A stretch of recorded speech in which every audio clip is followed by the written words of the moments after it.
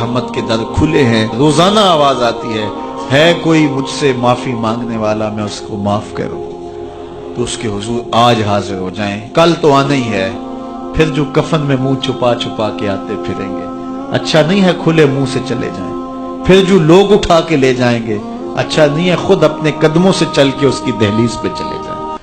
وہ ایک مجذوب تھا، فقیر تھا، بازار میں کھڑا رو رہا تھا، کسی نے روک کے پوچھا کیا ماجرا ہوا، کیوں رو رہے ہو، کسی نے تنگ کیا ہے، دکھ دیا ہے، ستایا ہے؟ اس نے کہا کچھ بھی نہیں ہوا، بس ان لوگوں کے رویے نے دکھی کر دیا ہے۔ کہا کیا ہوا؟ کہا میرا یہ ذہن بنا تھا کہ میں ان کی اور رب کی صلح کروا دوں۔ تو کہا پھر کیا ہوا؟ کہا وہ تو مانتا یہ نہیں مانتا، وہ تو کہتا ہے ان کو لے آ میری دہلیز پہ، ایک آنسو سے سارے گناہ معاف کر دوں گا، لیکن ایسے کھوئے ہیں یہ الٹا مجھے بے وقوف کہہ رہے ہیں، یہ مجھے گھور رہے ہیں کہ تم کیا ہمیں بتا رہے ہو۔ اللہ اکبر! تو وہ تو مانتا ہے لیکن یہ نہیں مانتا۔ اگلے دن اسی فقیر کو دیکھا گیا کہ وہ قبرستان میں کھڑا رو رہا ہے، تو وہی شخص گزرا تو اس نے روک کے پھر پوچھا بابا قبرستانوں میں بھی روتا ہے اور بازاروں میں بھی روتا ہے، آج کیا مسئلہ ہوا؟ کہا مسئلہ میرا کل والا ہی ہے۔ کہا آج کیا ہوا؟ کہا کل ان سے مایوس ہوا تو پھر آج ہی درد نکل آیا، اور آج میرا پروگرام بنا کہ چلو ان کی رب کی صلح کروا دیں۔ تو کہا آج کیا رکاوٹ ہے؟ کہا آج یہ مانتے ہیں وہ نہیں مانتا۔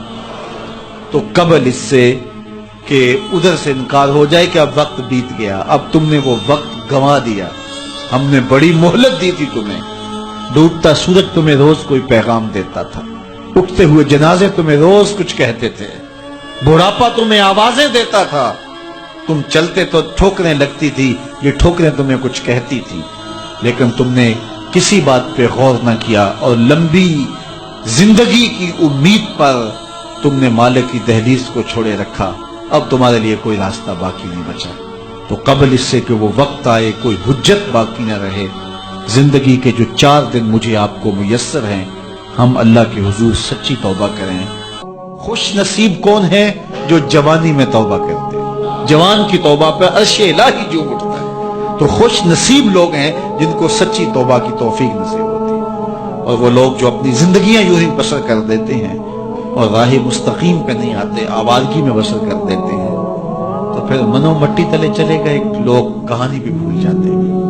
تو قبل اس سے کہ وقت آئے مجھے اور آپ کو اپنی آخرت کے لیے ضرور کوشاں ہونا چاہیے، اور سچی توبہ سے اپنی آخرت کی تیاری کرنی چاہیے۔ کل کا پچھتاوا آج کے پچھتاوے سے بہتر ہے، کل کا پچھتاوا تو سوائے حسرت دکھ بڑھانے کے اور کیا ہوگا، آج کا پچھتاوا زندگی بدل دے گا۔